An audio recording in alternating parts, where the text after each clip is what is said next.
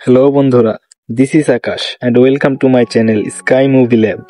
তোমরা সবাই নিশ্চয়ই হিটম্যানের অনেক মুভি দেখেছো, কিন্তু আজ আমরা যে মুভিটি ব্যাখ্যা করতে যাচ্ছি তা একজন হিট উম্যান সম্পর্কে, যে চুক্তি গ্রহণ করে এবং টাকার বিনিময়ে মানুষ হত্যা করে। আর প্রতিবার সে তার মিশন কমপ্লিট করার পর চার্চে গিয়ে সেই সব লোকের জন্য একটি করে মোমবাতি জ্বালায় যাদের সে হত্যা করেছে। মুভিটির শুরু থেকে শেষ পর্যন্ত সাইলেন্ট কিলিং সিন এই মুভি দেখতে আপনাকে বাধ্য করবে। বলছিলাম 2024 সালে মুক্তি পাওয়া সর্বশেষ অ্যাকশন সিনেমা এ কন্ট্যাক্ট কিলারের কথা। অ্যাকশন ও ভিজুয়াল স্টাইলে সিনেমাটি জন উইক মুভির মতোই আনলিমিটেড থ্রিলার অ্যাকশন বৈশিষ্ট্যযুক্ত, যা জন উইকের থেকে ইন্সপায়ার্ড। তাই দেরি না করে সিনেমার গল্পের দিকে এগিয়ে যাওয়া যাক।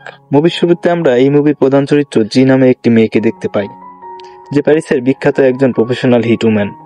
আন্ডারওয়ার্ল্ডে সবাই তাকে কুইন অব দ্য ডেড নামেও চেনে। কিন্তু জি এখানে প্যারিসের একটি ছোট্ট বাড়িতে থাকে। সে এখানে এসেছে 15 বছর হয়েছে এবং এখানে আসার পর থেকেই সে এই কাজের সাথে যুক্ত হয়েছিল। পরের সিনে দেখা যায় জি তার একটি মিশন সম্পন্ন করার পর গির্জায় এসেছে। গির্জায় তার সাথে দেখা করতে ফিন নামে তার এক বন্ধুও আসে। মূলত সে এই ফিনের হয়েই কাজ করে। ফিন তাকে বলে, আজ রাতে তোমাকে একটি বড় মিশন সম্পন্ন করতে হবে। তোমাকে একটি জায়গায় যেতে হবে এবং সার্জ নামে এক ব্যক্তির কাছ থেকে কিছু ড্রাগস উদ্ধার করতে হবে এবং তারপর তাকে হত্যা করতে হবে। কাজটি করতে হবে খুবই সাবধানে এবং সেখানে কেউ যেন জীবিত না থাকে। জির জন্য এটি ছিল বাহাতের খেলা, তাই জি এই কাজটি করতে রাজি হয়ে যায়। অন্যদিকে আমরা সেক নামে একজন ডিটেকটিভকে দেখতে পাই, যে তার সহকর্মী জ্যাক্সের সাথে একটি অভিযানে এসেছে। তারা দুজন মূলত এখানে কোকো নামে একটি ড্রাগ ডিলারকে ধরতে এসেছে, যে এই শহরে কোকেন সরবরাহ করে। কিছুক্ষণ পর তারা কোকো নামে সেই ড্রাগ ডিলারকে দেখতে পায় এবং তারা কোকোর গাড়ির সাথে অ্যাক্সিডেন্ট করে দেয়। তারা কোকোকে প্রায় ধরেই ফেলেছিল, কিন্তু তার কাছে বন্দুক থাকায় সে জ্যাক্সকে সেখানে গুলি করে এবং সেখান থেকে পালাতে সক্ষম হয়। কিন্তু ডিটেকটিভ সেক কোনোভাবেই তাকে এখান থেকে পালাতে দেয় না। এখানে ডিটেকটিভ কোকোকে ধরতে সফল হতেই যাচ্ছিল, কিন্তু কোকো এখানে একটি ছোট বাচ্চাকে তুলে নেয়। তারপর সে একটি গাড়ি নিয়ে পালানোর চেষ্টা করে, কিন্তু ডিটেকটিভ সেক তার নিশানা দিয়ে মাত্র একটি গুলিতে কোকোকে সেখানেই শেষ করে দেয়। এখান থেকে সিন শিফট হয়ে দেখা যায় জি একটি দোকানে যায়, যেখানে একজন দর্জি কাজ করে। মূলত জি এই দর্জির কাছ থেকেই একটি বিশেষ স্যুট অর্ডার করেছে, যেটা নেবার জন্য জি এখানে এসেছে। আমরা জানতে পারি জি সর্বদা এই দর্জির কাছ থেকে এই স্যুট তৈরি করে। এরপর সন্ধ্যায় জি দর্জির তৈরি বিশেষ স্যুট পরে একটি বারের ভিতরে যায়। এখানে এসেছে চার্লস নামে সেই ছেলের সাথে দেখা করে। এইবারে জেনিফার নামে একটি মেয়েও ছিল, সে এখানে একটি গান গাইছিল। জেনিফারকে এখানে কেউ একজন এসএমএস করে, যেখানে লেখা ছিল তার বয়ফ্রেন্ড কোকো একটা চোর এবং তাকে হত্যা করা হয়েছে। এদিকে জি সার্চকে বলতে শুরু করে, তুমি আমার বসের কাছ থেকে কোকেন চুরি করেছো এবং জিনিসটি তোমার তাকে ফিরিয়ে দেওয়া উচিত। কিন্তু সার্জ এখানে রাজি হয় না। সার্জ বলে, আমাদের এখানে এভাবে কোনো কাজ হয় না, আমি তোমাকে জিনিসটি ফেরত দেব না। তারপর জি এখানে তার মৃত্যু নাচ শুরু করে, আর নাচের ফাঁকে সে তার বিশেষ স্যুটের ভিতরে লুকিয়ে রাখা একটি সামুরাই বের করে, যা সে আগেই লুকিয়ে রেখেছিল। সামুরাই দিয়ে সে সার্জকে আক্রমণ করে এবং কপালের ঠিক মাঝ বরাবর আঘাত করে, যার ফলে সার্জ ঘটনাস্থলেই মারা যায়। সার্জের গুন্ডারাও সেখানে ছিল, তারা জিকে আক্রমণ করে, কিন্তু জি ছিল সামুরাই চালানোর মাস্টার, যার কারণে সে এখানে সামুরাই দিয়ে সার্জের অনেক লোককে হত্যা করে এবং কিছু লোককে সে গুলি করে হত্যা করে। এখানে গোলাগুলির মাঝে হঠাৎ জেনিফার নামে সেই মেয়েটি একটি জায়গায় পড়ে যায়। পড়ে যাওয়ার সাথে সাথে তার মাথায় আঘাত লাগে, যার ফলে সে সেখানে তার দৃষ্টিশক্তি হারিয়ে ফেলে।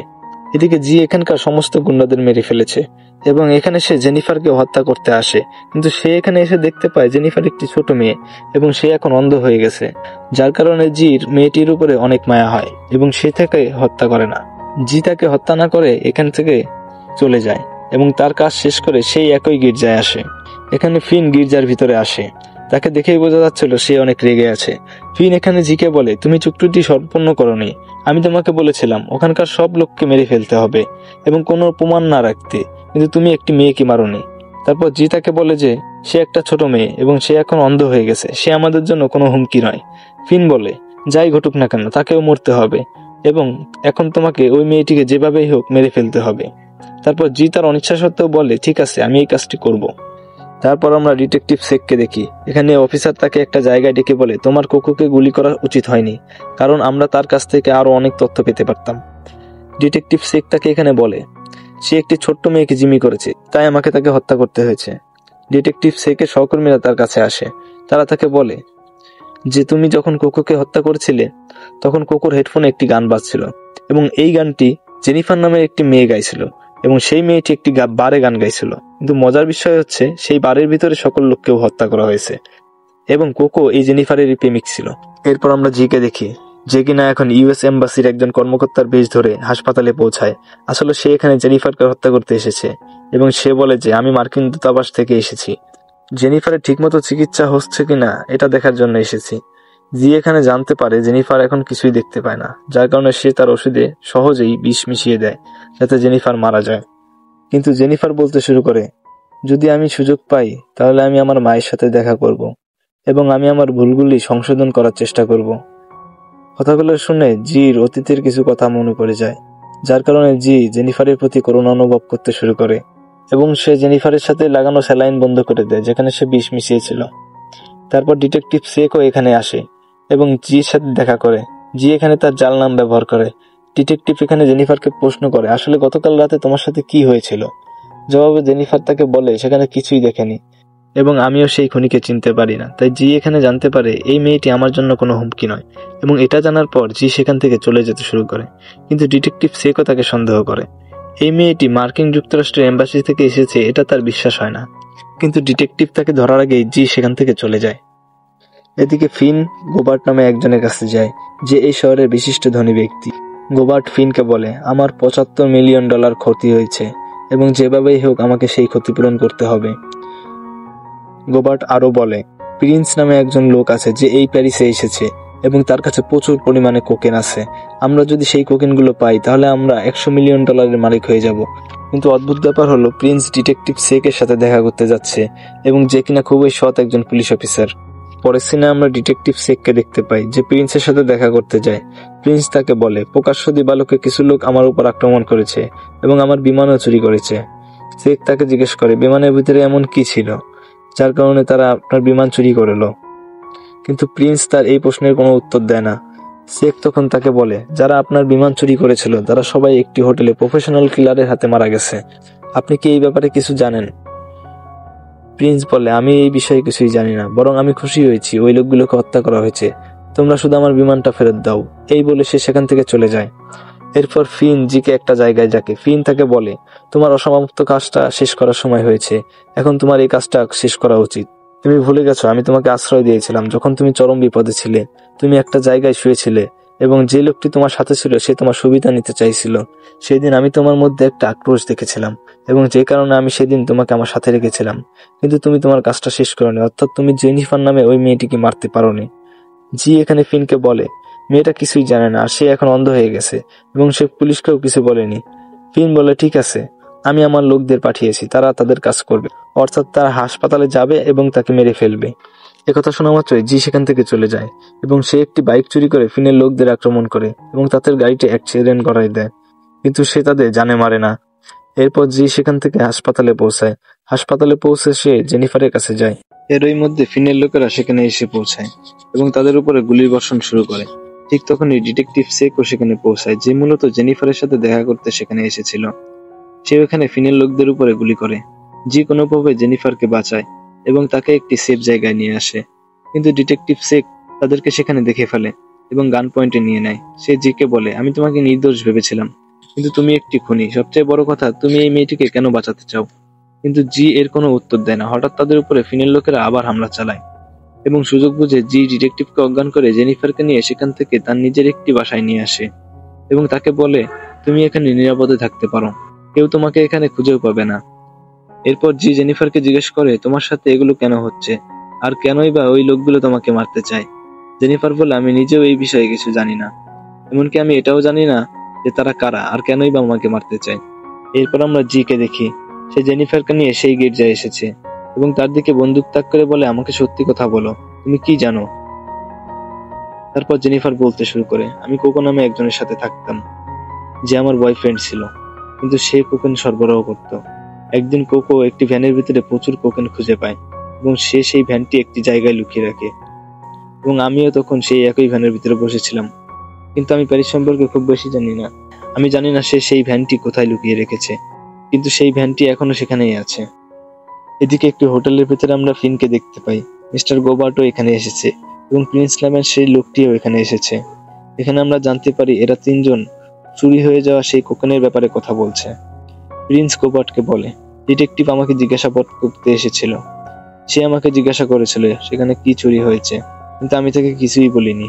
প্রিন্স আরো বলে, আমি বুঝতে পারছি না কে এই চুরিটি করেছে এবং ওই লোকদের হত্যা করেছে। এমনকি গোবার্টও এটা জানে না এসবের পিছনে কার হাত রয়েছে। প্রিন্স তাকে বলে, পুলিশ আমাকে তোমার ছবিও দেখেছিল, কিন্তু আমি তোমার সম্পর্কে কিছুই বলিনি। গোবার্ট বলে, তুমি পুলিশকে ভয় পাও, কিন্তু আমি ভয় পাই না। আমি যখন 17 বছর বয়সে আমার বাবাকে খুন করেছি, তখনও পুলিশ আমার কিছুই করতে পারেনি।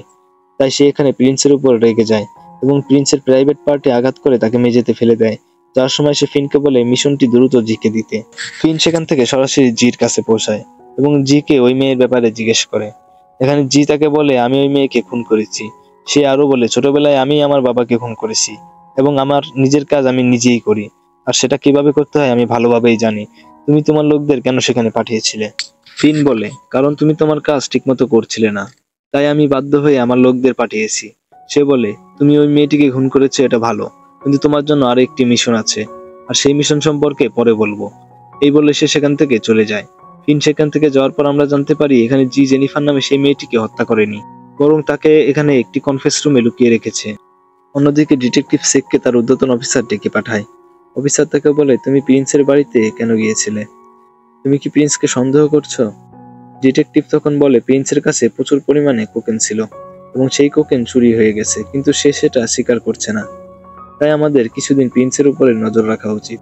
তার কাছ থেকে এই কেসের ব্যাপারে আমরা অনেক তথ্য প্রমাণ পেতে পারি। এতে অফিসার বলে, তুমি তোমার কাজ চালিয়ে যাও, প্রিন্স একটি ক্রিমিনাল, ডিপার্টমেন্ট তোমার সাথে আছে। এরপর ডিটেকটিভ তার ডেস্কে যায়, যেখানে তার টিমমেটরা অপেক্ষা করছিল। তারা তাকে বলে, হাসপাতালের ভিতরে যে মেয়েটি হামলা করেছিল আমরা তার ছবি পরীক্ষা করেছি। এই মেয়েটি টাকার বিনিময়ে তার পরিচয় পরিবর্তন করে মানুষকে খুন করে। আমরা আরো জানতে পেরেছি মেয়েটি প্রতিদিন একই জায়গা থেকে খাবার আনতে যায়। তখন ডিটেকটিভ তাদের বলে, আমাদের তাকে ধরতেই হবে। সিন চলে যায় পরের দিন সকালে।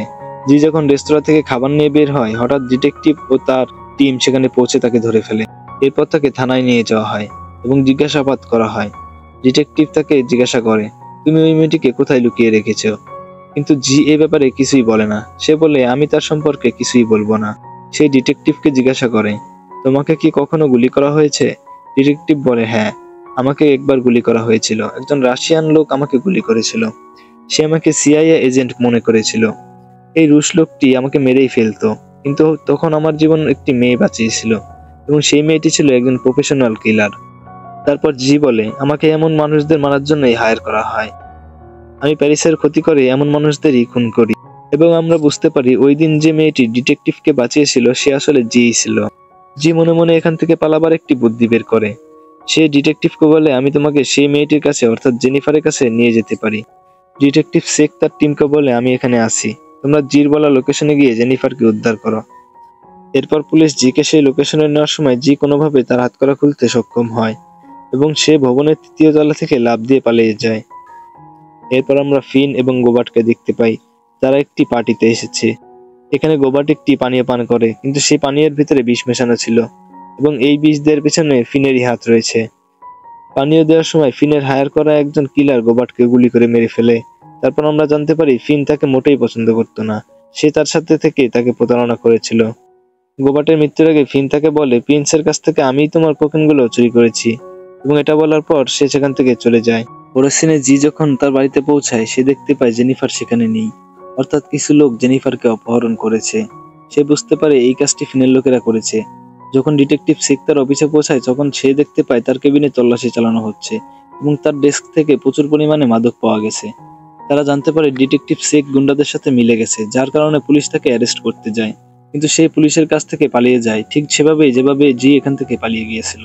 পরের সিনে আমরা দেখতে পাই জি দর্জির কাছে পৌঁছায়। দর্জি তাকে বলে, কিছু লোক আমার কাছেও এসেছিল, তারা আমাকে মেরেছে এবং একটি নাম্বার দিয়েছে তোমাকে দিতে। তারা আমাকে গান পয়েন্টে রেখে তোমাকে ফোন করে এই লাইনটি বলতে বলেছিল যে তোমার স্যুট প্রস্তুত এবং তুমি এটি নিতে পারো। জি বুঝতে পারে এই কাজটি কার, তাই সে সেখান থেকে ফিনের কাছে পৌঁছায় এবং তাকে জিজ্ঞাসা করে, তুমি আমার সম্পর্কে জানলে কিভাবে? সে আরো বলে, ওই মেয়েটিকে যেতে দাও। তারপর ফিন তাকে বলে, 30 কোটি টাকার কোকেন কেবল সেই মেয়েই জানে এটি কোথায় রাখা আছে, তাই আমি তাকে ধরেছি। যদি তুমি তাকে জীবিত দেখতে চাও তাহলে আমার জন্য তোমাকে আরো একটি কাজ করতে হবে। এখানে সে ডিটেকটিভ শেখকে মারার কন্ট্যাক্ট দেয় এবং বলে ডিটেকটিভ এই সবের পিছনে আছে, সে খুবই চালাক, সে একজন ধূর্ত লোক এবং তোমাকে তাকে যেভাবেই হোক মেরে ফেলতে হবে। আমি কথা দিচ্ছি মিশনটি কমপ্লিট করলে আমি জেনিফারকে ছেড়ে দেবো এবং তুমি তাকে নিয়ে দূরে কোথাও চলে যেতে পারবে, কিন্তু এর জন্য প্রথমে তোমাকে ডিটেকটিভকে গুলি করতে হবে। জি এখানে ফিনের প্ল্যান বুঝতে পেরে যায় এবং সেও মনে মনে একটি প্ল্যান করে আর ফিনের সামনে এই কাজটি করার জন্য রাজি হয়ে যায়। এরপর আমরা দেখতে পাই জিকে, যে কিনা একটি স্নাইপার রাইফেল নিয়ে একটি ভবনের জানালা থেকে ডিটেকটিভের অপেক্ষায় আছে।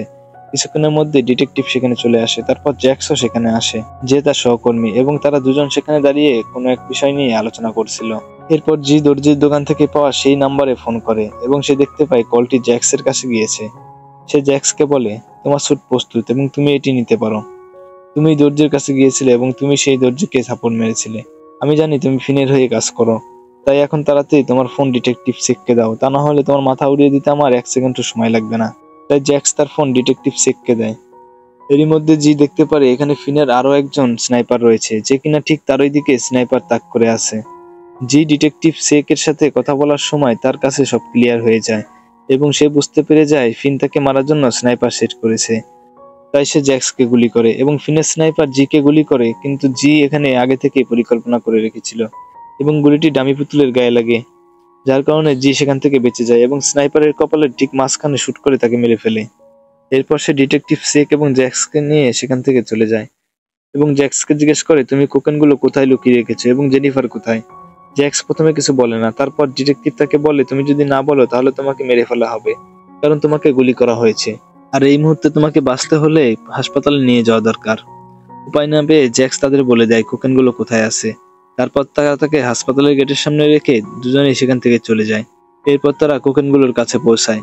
তারা সেখান থেকে কোকেনে ভরা গাড়িটি গির্জার সামনে নিয়ে যায়। এরপর ফিন সেখানে আসে। ফিন এবং জির মধ্যে কথা কাটাকাটি হয়। এরপর আমরা দেখতে পাই ডিটেকটিভ সেক কোকেনের মধ্যে একটি বিশাল রিমোট বোমা সেট করে রাখে। জি সেখান থেকে বেরিয়ে আসে। সে জেনিফারকে দেখে তাকে বাঁচাতে দৌড়ায়। এরই মধ্যে ফিনের অনেকগুলো গুন্ডা সেখানে চলে আসে। তারা জেনিফারকে উদ্দেশ্য করে গুলি করে। জি এখানে কোনোভাবে এই গুন্ডাদের সাথে লড়াই করে এবং জেনিফারের জীবন বাঁচায়। এখানে একটি গুন্ডা জিকে মারতেই যাবে, তখন ডিটেকটিভ সেক এখানে ধামাকা এন্ট্রি নিয়ে আসে। এসে সে তার হাতে থাকা অটোমেটিক রাইফেল দিয়ে একের পর এক ফিনের লোকদের মারতে থাকে। এগুলো দেখে ফিন ও তার সহযোগী কোকেন ভর্তি গাড়ির কাছে যায়। তারা যখন কোকেনগুলো চেক করছিল ঠিক তখনই ডিটেকটিভ রিমোটে চাপ দেয় আর সাথে সাথে গাড়িতে লুকিয়ে রাখা বোমটি বিস্ফোরণ হয়ে সমস্ত কোকেন পুড়ে ছাই হয়ে যায়। কিন্তু ফিন এখানে কোনো মতে বেঁচে যায়। ডিটেকটিভ ও জি দ্রুত জেনিফারকে তুলে নিয়ে গির্জার ভিতরে যায়, কিন্তু এখানে ফিনের গুন্ডারা তাদের তাড়া করে। ডিটেকটিভ সেক ও জি দুজনের সাথে এখানে গুন্ডাদের তুমুল ফাইট হয় এবং তারা দুজনে এখানকার সমস্ত গুন্ডাদের মেরে ফেলে। হঠাৎ সেখানে আরেকজন কন্ট্রাক্ট কিলার চলে আসে, যে কিনা ফিনের হয়ে কাজ করে। সে এখানে জির সাথে লড়াই করে এবং ডিটেকটিভ সেক ফিনের সাথে লড়াই করে। এই লড়াই অনেকক্ষণ ধরে চলে। এই মেয়েটি ছিল ভয়ঙ্কর কিলার, তাই জি তার সাথে কোনোভাবেই পেরে উঠছিল না। অনেকক্ষণ লড়াই করার পর অবশেষে জি মেয়েটির ঘাড় ভেঙে দেয়, যার কারণে মেয়েটি সেখানেই মারা যায়। এদিকে ফিন ডিটেকটিভ সেকের সাথে লড়াই করছিল এবং সে ডিটেকটিভ সেককে গুলি করে, যার ফলে ডিটেকটিভ সেক সেখানেই পড়ে যায়। একই সাথে সে এখানে জির উপরেও গুলি করে। জি কোনো মতে এখানে নিজেকে বাঁচিয়ে ফিনের মনোযোগ সরিয়ে নেওয়ার চেষ্টা করে এবং সে ফিনকে জিজ্ঞাসা করে, তোমার জুতার মাপ কত? ফিন এখানে জির দিকে বন্দুক তাক করেছিল এবং ফিন বলে, তোমার হাতে সময় খুব কম, তাই তোমার এখন এগুলো নিয়ে ভাবা উচিত নয়। এর মধ্যে ডিটেকটিভ সেক ফিনের পেছন থেকে জির দিকে বন্দুক ছুঁড়ে মারে। জি বন্দুকটি নিয়ে সোজা ফিনের কপালে গুলি করে, যার ফলে ফিন সেখানেই মারা যায়। অবাক করা ব্যাপার হচ্ছে এই গোলাগুলি শব্দের কারণে জেনিফার তার দৃষ্টিশক্তি ফিরে পায়। জেনিফার তার দৃষ্টিশক্তি ফিরে পেয়ে খুব খুশি। এরপর আমরা দেখতে পাই জেনিফার এখানে প্যারিসে তার মায়ের সাথে দেখা করে এবং তার মা তাকে পেয়ে খুবই খুশি হয় এবং তারা দুজন এখান থেকে আমেরিকা চলে যায়। এদিকে আমরা দেখতে পাই ডিটেকটিভ সেক এখন হাসপাতালে চিকিৎসাধীন অবস্থায় আছে। অফিসাররা তার কাছে আসে এবং সেই অফিসারদের বলে, আমি আমার কাজ ঠিকমতো করেছি। অফিসাররা তাকে বলে, তুমি সত্যি খুব ভালো কাজ করেছো, আশা করছি শীঘ্রই তুমি সুস্থ হয়ে তোমার চাকরিতে আবার যোগদান করবে। এই কথা বলার পর তারা সেখান থেকে চলে যায়। তারপর আমরা জিকে দেখতে পাই। সে ডিটেকটিভ সেককে ফোন করে এবং বলে, আমি তোমার কাছ থেকে দূরে চলে যাচ্ছি, কিন্তু আমরা অবশ্যই আবার দেখা করব। তারপর ডিটেকটিভ তাকে বলে, হয়তো এই সময় শীঘ্রই আসবে। এখানে আমরা জানতে পারি তারা দুজন দুজনকে পছন্দ করে ফেলেছে এবং এর সাথেই সিনেমাটি এখানেই শেষ হয়। তো বন্ধুরা, আশা করছি এই মুভি এক্সপ্লেনটি তোমাদের ভালো লেগেছে। ভিডিওটি ভালো লেগে থাকলে ভিডিওটিতে লাইক করো। এরকম আরো ভিডিও পেতে চ্যানেলটি সাবস্ক্রাইব করো। পরবর্তীতে তোমাদের জন্য আরো নতুন নতুন মুভি এক্সপ্লেন নিয়ে আসবো। ততক্ষণ পর্যন্ত সবাই খুশি থাকো এবং নিজের যত্ন নিও। ভিডিওটি শেষ পর্যন্ত দেখার জন্য সবাইকে ধন্যবাদ।